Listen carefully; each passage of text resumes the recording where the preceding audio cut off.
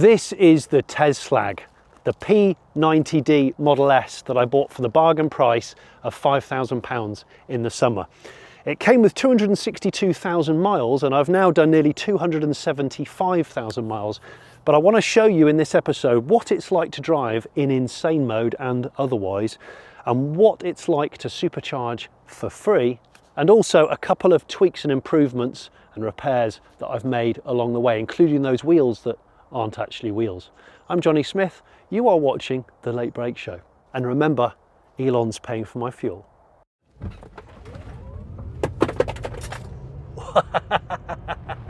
60. So if you haven't seen episode number 1 of where I introduced this car and bought it at a trade auction for $5,000 and all of that process, you might want to watch that first. I was amazed at the response that video got, negative and positive. A lot of people really interested to know how you buy a car with free supercharging for life. And the answer to that is it's not exactly simple, but there are lots of them out there, and there's been several people that have watched my video and consequently bought free supercharging Teslas, including I've bought one with my girlfriend. But this particular car, I haven't done a lot of bodywork. In fact, all I've done is given it an occasional clean. The bodywork still has some signs of old repairs, especially at the back, and I've just gone with it. And then in terms of the wheels, I left those 19-inch bargain basement alloys that are all scabby on it, and I've just fitted it with new wheel covers, but more on that in a second. The most important thing is I took it back to Cleveland EV, who did all the MOT work on it, for a couple of other tweaks and repairs on a budget to keep it on the road. Contrary to belief, EVs do need oil changes, and I wanted to investigate this further because I've heard that changing the oil in the electric motor gearboxes prolongs the life of the car. Now this car's done 270 something miles, so I wanted to book it in to have that done with Cleveland, and I also wanted to have a couple of annoying things checked out. There's a clunk or like a weird noise from the rear suspension, or it could be the rear brakes, and also one of the rear doors pops itself open when you unlock it without you asking it to. It's all a bit irritating. So you already know the things that were on my mind about what I wanted to check or change on the car. The oil will come onto for the motors, because that's quite important and a lot of people don't bother doing it. But the brakes on this, I've had a lot of old cars with warped brake discs. This is another level at 70 miles an hour. Yeah, well, EVs are still going to get warped brake discs. Now, there are multiple reasons why. Traditionally on a car, a classic car, an old-fashioned car, let's call it, you'd get brake warping where it's you've excessively braked and warped one disc, or it's got hot, or with an EV, it can be down to lack of use. And one pad being seized due to lack of use. Regen is so strong that we don't tend to brake. I can drive my car around without braking, as we've mentioned before. So when it comes to actually physically braking, it's not unusual to end up with a warp on an EV just down to corrosion, or the pads are seized and you've got one pad acting on one side of the disc, and so it's warped one side of the disc in that traditional method. So I suggested let's run it through the brake rollers to see whether you can get the warping on the machine. Yeah, so diagnosis is about being able to see a fault. So we've got tools like the brake rollers to be able to run it at a few miles an hour, put some brake pressure on, and see how that disc reacts. And so we ran it on this, and 3 out of the 4 are actually warped. It felt pretty bad, and like you say, most of the time with EVs you do use regen braking, so discs can last forever. You said you still skim discs. We do, yes. If they're skimmable. It's a bit of an old school thing. So we offer brake disc skimming because of the lack of use, physical use, and regen being so strong, almost as an additional service function. So come in annually. You should have your brakes stripped every other year at least on any EV. The brakes should all come out, pads should all come out, calipers be cleaned, the pads be cleaned, back together. At that point, if the disc has a lot of surface corrosion, that's when we can bring the skimmer in, just take it off, a little bit off, take it back to shiny, go again. Because there's nothing worse than having to spend money, and the waste as well that goes along with scrapping a load of discs. I was going to say they can be recycled, but it's huge. The waste. Yeah, exactly. Got a bit more work to find out what's going on, but we at least know where the fluctuation's from. So we're going to do that. We're obviously going to change the oil on the motors, and he'll explain why. And we're going to mend that back door, which pops open every time I unlock the car, which for a week or so was fine. For 4 months, it starts to get a bit The novelty's worn off. Yes, it has, yeah.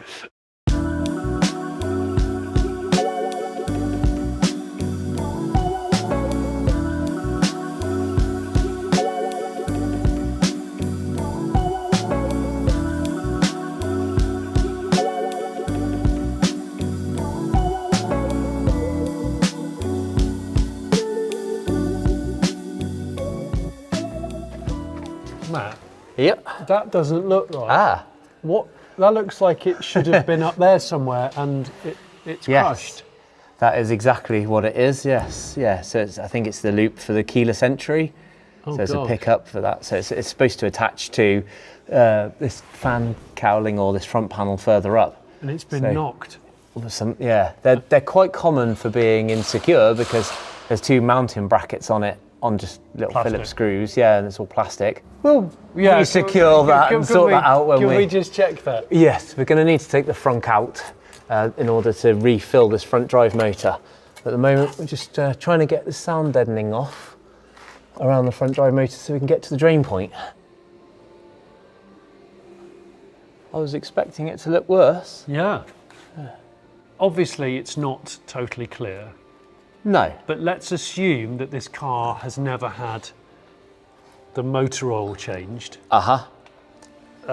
So we're saying this is potentially done 270,000. 272,000 miles. Yeah. Yeah. In which case, that's done very well. So you can see the coloration there. Yeah, that's not too bad. No, No. it's not too bad at all. I'd almost say there's the potential that this isn't the original drive motor, maybe? Oh, you reckon? Well, the drain plug certainly hasn't been out. I thought that sound deadening because I don't think that's ever been off. Okay. But for this kind of mileage, it wouldn't have been unusual to have had a motor problem at some point. But then, was it used as an airport transfer taxi? I think it did a lot of that stuff. So it is just racking up a lot of miles on a motorway, not having to work hard. Yeah. It's not like it's been a town car. You can't overchange oil. No. I could bring my Not at all. car into you every week, like some sort of obsessive weirdo, Yeah. and just go, guys, do the oil. Yes. And you'd be like, this makes no sense, but okay. Every week is probably excessive, but if we go to an extreme example, so my race car, I ran a Hayabusa engine in it, and it was just, if it was being used, it was being hammered. Yeah. So as much mechanical sympathy as I could give it, I'd get it warm before racing it and things, but it was designed as a race car. Yeah. So I would change the oil in that every 3 meetings. Yeah. Because it's that important. It's having to work hard and it's having to do a job. Yeah. It's taking heat away from components. It's living a stressful life. Exactly. So the cost of the oil versus the cost of the actual components. Exactly. Like if that motor, if I can prolong the life of that big motor, Yeah. the cost of the oil is negligible. Given the small capacities it is as well. So I'm going to take the drain point. So that's a fill plug. I'm taking that out first. What, as in like the videographer Phil? As in where to fill to. So we take the pH off. Yeah. So that's our level plug as you'd get in a gearbox. Yeah. Yeah. Fill to the line. Fill to the line. So with servicing, you can actually check this one. It's got a fill level, so you can put something in and just top it up if needs be. Yeah. So this is our drain point. It also makes draining easier if you undo the fill. Of course, because it lets air in. Yeah, lets air in. Whereas the front one, you have to fill it up by going in at the front. Yeah, but we're leaving that one to drain long enough, so. Certainly dirtier. It is dirtier, but I guess harder working motor, as you said, Yes. with smaller capacity. So this is the rear oil. Looks pretty good as well. It is darker. But it's not noticeably hideous, darker. is it? No, it's not at all. Have you seen really bad oil? Absolutely. Yeah, to the point where it's coming out in chunks. No. Yeah, in lumps of oil, not so it doesn't really flow out. Yeah. Oh, okay. Well, so that's puts passable. my mind to rest. What we'll do is we'll just drop this. I put it in temporarily. Let's just drop this out and see what it dribbles out like. See, Okay. it's considerably darker, isn't it? You see that? And has that got a metallic, a magnetic sump as well. Yeah, and it's similar to the other one. It's just filling the recess of the magnet rather than anything hanging off of it, which is what we don't want to see. And nothing too shiny. Nothing too shiny in there coming out or in the bottle. Yes, there's nothing on there that I'd worry about either. Now you mentioned a noise. Yeah. From the back end, and we've got the under tray off, so there's a good opportunity to shake and wiggle a few things. The good thing and the bad thing about electric cars is you hear all the suspension. So if you've got a worn suspension part, you hear about it. It's hard to describe, but a clink rather than a thud. Okay. Like a metallic tapping. Yeah, and it's higher up in the range rather than a really low down. It's not like a ball joint. Okay. Or anything like that. So I've driven all around with the window down, slow speed over manholes and things. So you hear it at slow speed. I hear it at slow speed. With uneven road surfaces. Yeah. I'm convinced from your description that it's an anti-roll bar link. That one's fine. This one up here. That kind of noise? Yeah, it might be. I suppose, yeah. Yeah.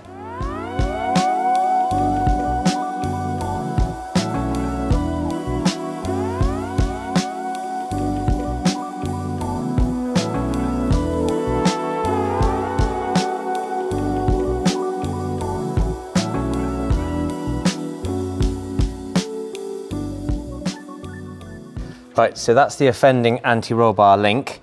Hard to see on camera, but you can see and hear it bouncing up and down. Yeah. So that's just, you can't grease this, it's sealed. No, it's a worn out ball joint in a nylon cup. Yeah. Our own parts department have these in stock. So this will be the replacement. And you can feel how solid these joints are compared to the floppy, worn out one.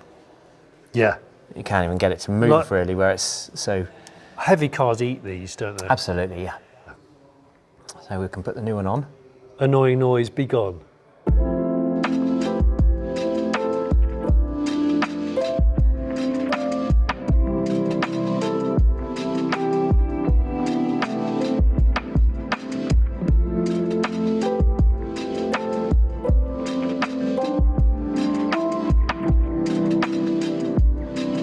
Right, front out.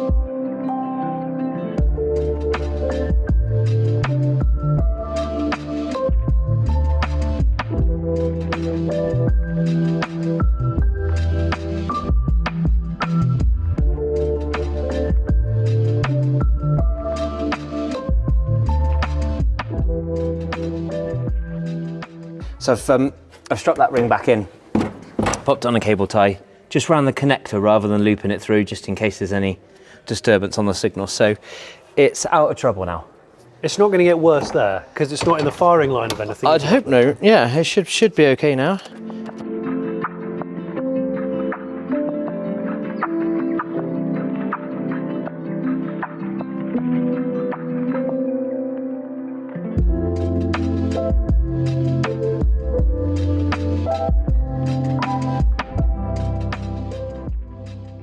Right, I said that I had severe brake wobble, warped discs. It's been confirmed that only one of them is unwarped, which is that one. No, the near side front. Oh no, the near side one. Yeah, near side front is the only disc that's survived any kind of warping. Yeah. So that means we've got to strip the rears off, find out why. Yeah. Just in case there's a pad stuck or anything like that. Yeah. Then skim the discs so that you're starting afresh. What I would prefer to do is, because it's a disc skimmer that bolts onto the hub, I'd prefer to make sure those hubs are clean. The mating faces are totally flat. Is clean, yes, yeah. Otherwise you're skimming it warped again. Yeah, you're going to be coming back to me and, saying the brakes are warped again. So I don't think the discs look very old. No. And certainly the pads don't look very old. So the brakes have been apart at some point. So I'm hoping all the pins come out, that all the pins move, that the calipers are free. Yeah. But it gives us an opportunity to strip all of that apart and just make sure everything's working as it's expected. Yep.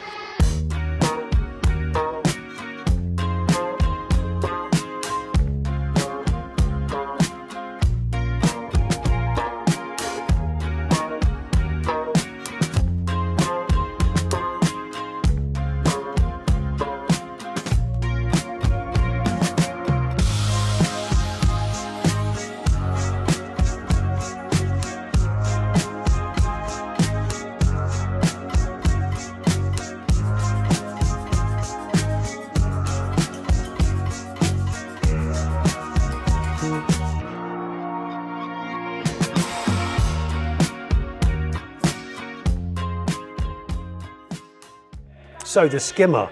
The skimmer, like something out of Terminator. So it's all set up. Eagle-eyed viewers will notice it says ready upside down there. So you put it on one side of the car, it's the right way up. You flip it over for the other side of the car. Seeing as we're starting here, let's start upside down to make life easier. Okay. Just like a lathe that it is a lathe. bolts onto the hub. Yes. Yeah, so we've got this flange bolted to the hub, like you say, and then we've attached the machine to the flange. Yeah. And then I've set up the jaws that sit either side. Yeah. So we'll set it just so, I've done a little test bit on the edge here. So we do it so it just starts to catch, and I wanted to take the outer edge off the disc here. Yeah. So just starting to catch, so I've wound all the way to the inside, and we'll take a little measurement off, a thou, cut the thou off of. And just see the what, actual, and then if you find the low point or the high point. Yeah. I mean, the aim is we'll just get a nice clean reface the disc, essentially, like all the way across. It's a mashup between a record player and a lathe. Absolutely, yes. Yeah. Yep.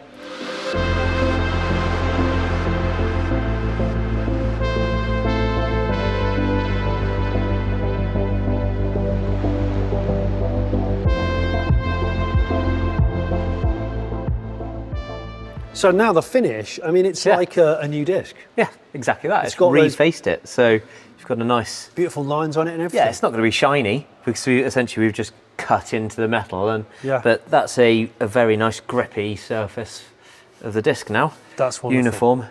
Johnny, do you want to come and have a feel of this? Well, you don't get an offer like that very often. An offer like that, I can't possibly resist. Found a bit of an issue. So we've got... Hang on, what? Play in the hub here. You can just about see it. You can hear it. I can see it on there, yeah. Yeah. What the hell's that? So I've just tightened this flange up, ready to skim this disc. Round in here, the trap rod end nut, mountain nut, is loose. Bloody hell. Essentially, you would have had play in the steering, yeah. I did not notice that. So, another important reason to have your EV serviced and checked regularly. Shit. So, we'll get some tools and do that up. Shit, yes.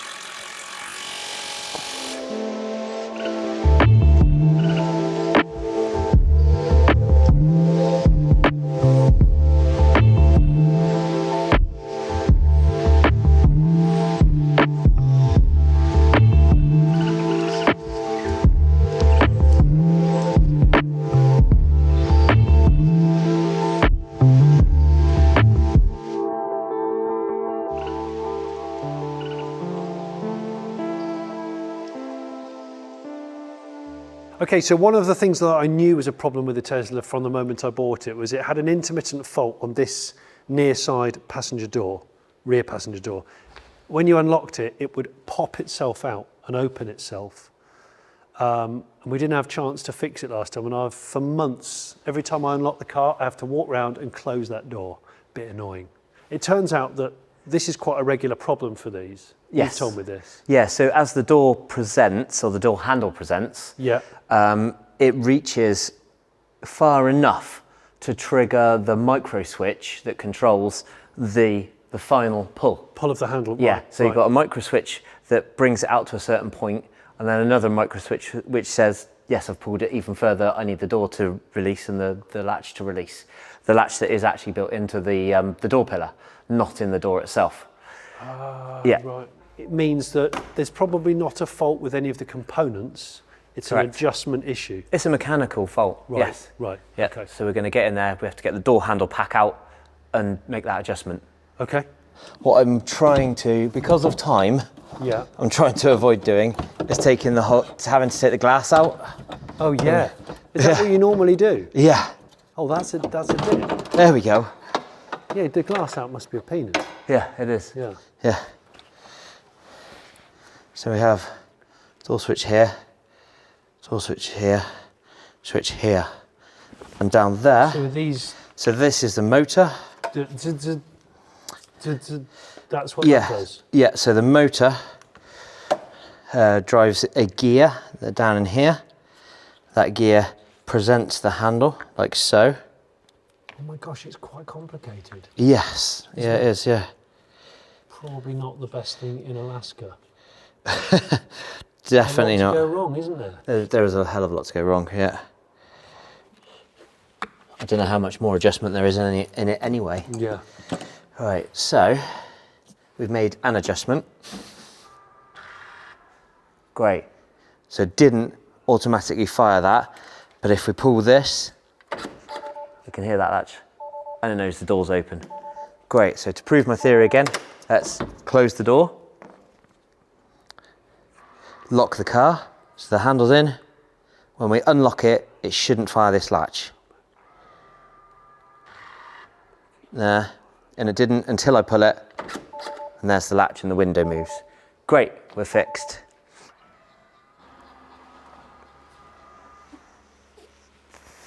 So all back together, Johnny. I've tested it before putting all the door trim and everything back on because it was a bit fiddly, but so. Moment of truth. Shut the door, lock the car. Lock. So when we unlock it, it was popping open, wasn't it? Yes, it was. Fixed. Fixed. Hurrah. A lot of people asked in the first episode of this Tesla project how much this work cost. Well, there's a screen recording now which shows an itemised breakdown of all of the costs of what it took to get the car MOT'd and repaired, and that was in the episode number 1. And here I'm showing you a receipt of what it cost to do the work in this episode with Cleveland EV. You see, the thing is, you shouldn't be put off with high mileage EVs. Yes, I know the wheels are despicable. They're horrible condition, but I got them cheap. They came with really good treaded winter tyres, so I thought I'd leave them on. Truth be told, I don't want to spend any money on alloys, and I don't like most of Tesla alloy wheels. So you remember from last time, there were 21s when I bought the car. They've gone. I sold those for 450 quid. Bought these for 300 quid, and I've had an idea. Put those wheel trims on, which look like alloy wheels, but they're just wheel trims. And they're about £50 a corner at the most. So they're not wheels, they're just AERO disc trims. And I love these, I love the style of them, and I thought they're not much of a financial commitment. So I approached evquip.co.uk, a chap called David who runs aftermarket accessories shop, and he can get them in 18s and 19s, mostly for Model Ys and Model 3s. But I thought, can we get them for this? Completely transform the look, make it look, well, some people say it looks a bit Knight Rider, some people say it says look a bit RoboCop, but whatever, I just think it's really smooth and it's hardly any financial commitment. And they go on with a big nut in the middle that you can then undo with this little tool. I think they look cool. I don't know what you think, but I like them a lot, and they'll do me for as long as I want. And I love the fact that they're on 19s because the car rides so much better on 19s than it does on 21s, and the cost of the tyres clearly cheaper. So that part then clamps into the centre cap. You take the centre cap out, it goes where it was, and then it's got these ridges in. Those ridges locate onto this sort of cuff, and then onto the cuff goes the wheel disc, and then this goes over the top and screws in with a huge spanner. It's basically like a faux centre lock wheel. And they do come with a set of decals, which I think are a bit questionable. So I've gone for the plain look.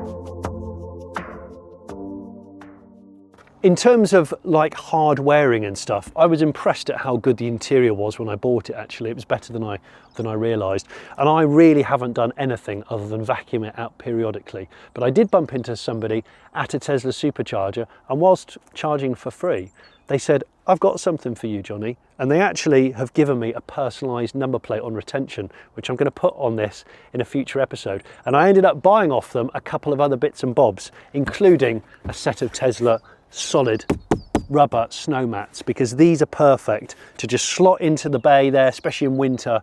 And I do loads of barn finds in this now because I can get all of my barn find tools, including the full tool trolley, in the back, in the deep well under the back, and in the frunk, the fruit over there. So I really do fill it with tools and stuff, and I put the seats down regularly. So it's been so useful as a workhorse, especially when you can fuel it for next to nothing.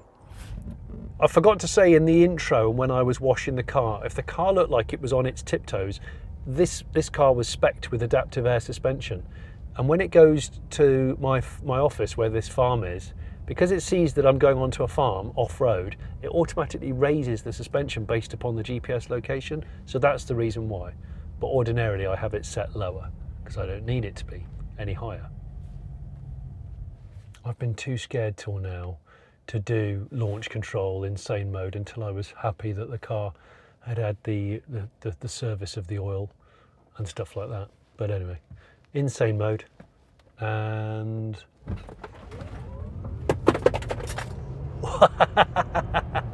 60.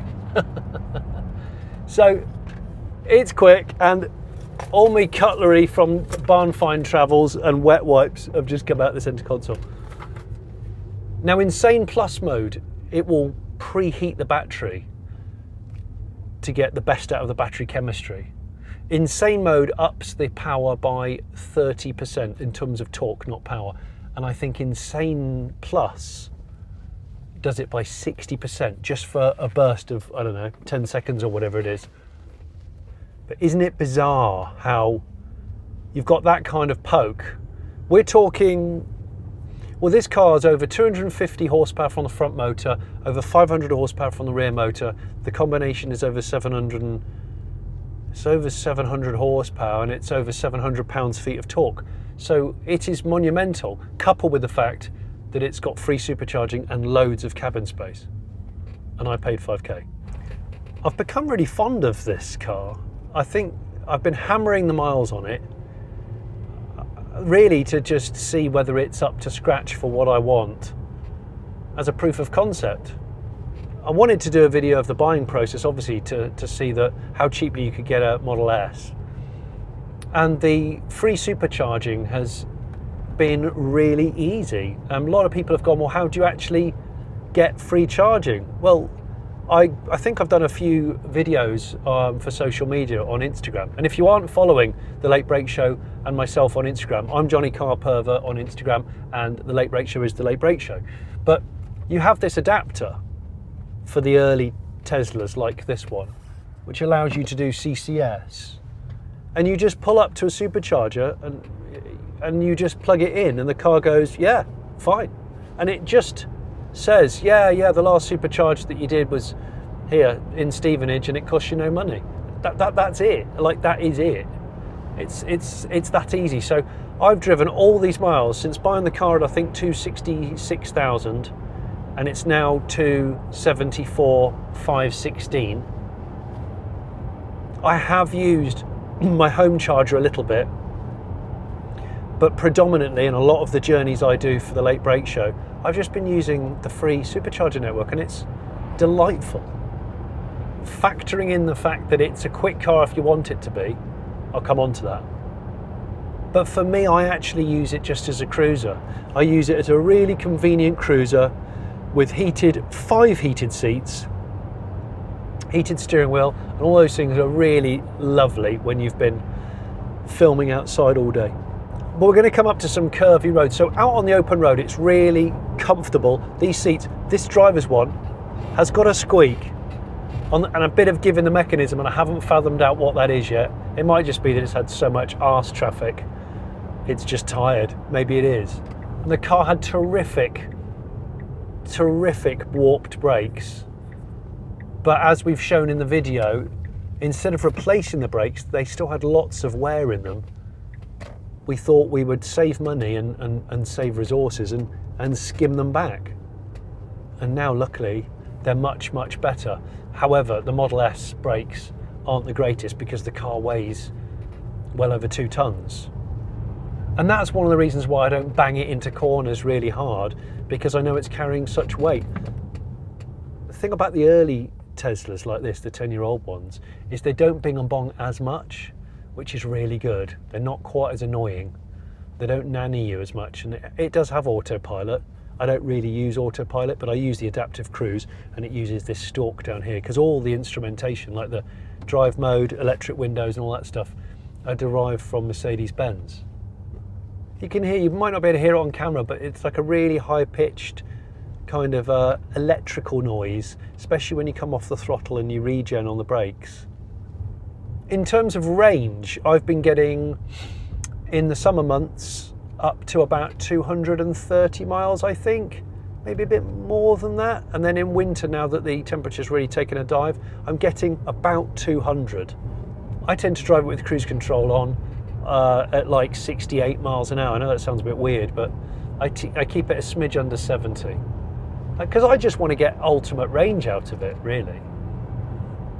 Anyway, open roads. So you go into the pedals and steering mode, chill acceleration mode. I'll put it in sport, and steering is currently in standard mode. Sport weights it up. I'll normally keep it in standard because comfort mode's way too light, and I keep regenerative braking at standard because I love the regen braking. And we'll just see what it's like. Remember, I'm driving it around on winter tyres at the moment. You might hear a slight whirring. It's been the same since I bought the car, and really it's just down to general drivetrain wear. It's definitely not really loud, but it's there. And most of the time I've got decent music or podcasts on because the audio system in this thing's fantastic. So I just enjoy that. People say I can't be a proper car enthusiast because I've bought a Tesla.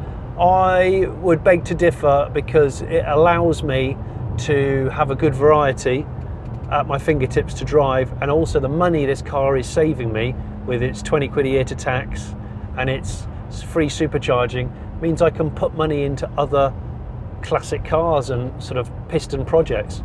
So that's the way I look at it. But a lot of people were like, you couldn't pay me to drive this car every day. Well, I probably could. I think you're just talking.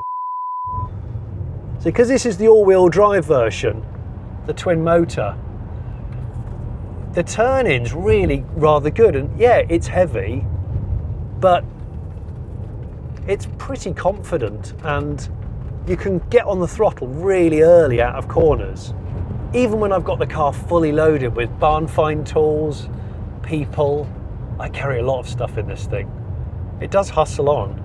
And I've got it set on the suspension, the adaptive suspension. When it goes over 60, it goes into its lowest, most efficient setting. But you feel, you know, damping and everything's really good. That squeaky seat, I've got to get to the bottom of it. It's annoying. Now, I've lucked out with this car at the price I paid for it. And it's got the next generation seats, which are preferable in this kind of tan colour, and they've worn really well actually. And it's got some great options, this particular car, with its insane mode and autopilot and being a performance mode. And lots of people are like, there's no other cars, you faked the sale. I haven't faked the sale. I bought the car with, you know, a warning on the dash, as you might have seen from episode 1. So it needed some repair, and it had expired its MOT, and it definitely had bald tyres and stuff like that. But you pay your money and you make your choice. There are cheap Model S's with free supercharging out there, and a couple of people who have watched my first video have bought them, including my podcast partner Richard Porter's own brother, who says it's a fine car and he absolutely loves it. And guess what he drives at the weekend? He drives a Fiat Coupe Turbo, which he puts fuel in at the weekend. But during the week he has a long commute and he does it FOC. I'm going to go into insane mode and just show you how peppy the throttle is. So 55 miles an hour, and you can it will just pile on torque to the point where, being a big car, you know, this is an American market car when it came out. This was Tesla's first mass-produced car. And when I think back to that, I think, bloody hell, they did a hell of a job for a first car. A hell of a job, actually. It's my favourite looking Tesla still. The brakes really let it down though. They really do. So I try and brake early because I know how much weight is under this thing. I'm not afraid to boot it into corners, but you've just got to be aware of its bulk. But because it's twin motor or wheel drive, it will really hold on remarkably well. A lot of people have said, well, how do I find out that it's a genuine free supercharger car when I'm looking for one for sale? There's not really any easy way of doing it, apart from asking the owner if it's an SC01 car or looking for SC01 in the coding, or obviously taking it to a supercharger and seeing if it'll charge for free, or getting a video of that process from the owner. But basically, a free supercharging car means that it's never been sold back to Tesla as a trade-in, and they haven't wiped that software off the car. Tesla will still service one of these, absolutely, and they won't wipe it if you have it serviced or repaired. So I just want to make that clear.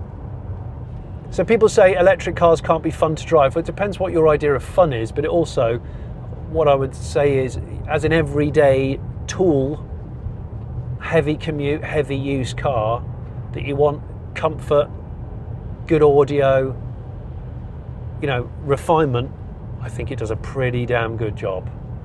And there's not a lot of cars that I would swap this for to do those things. And I mean cars that cost a lot more than this. So, you're expecting me to say a verdict now? Well, we know second-hand cars are environmentally more friendly than new cars. But second-hand EVs that have had lots of miles put on them already, and they've still got loads of life left in them, they've got to be one of the most environmentally friendly motoring choices. And what appeals to me about this Tesla is the fact that I'm not paying for most of the fuel. The overheads on the car are so low. It's got amazing performance, it's got a hugely capacious cabin and boot space, or boot spaces, and it just does so many things so well, and it also allows me to save enough money to spend on some of my other project cars. I really hope this video inspires you to consider buying a used EV and not be put off by high mileage, in the same way that I've got several high mileage piston cars that I thoroughly enjoy. And if you haven't seen the other playlists of my project cars, have a look at that now. Thanks for watching, and obviously it goes without saying, please subscribe. We are getting closer to 1 million subs, and if you don't already subscribe, I'd love you to get involved, and you can even go back through our back catalogue, of which there's hundreds now of different videos, from barn finds to EVs to project cars to car collections.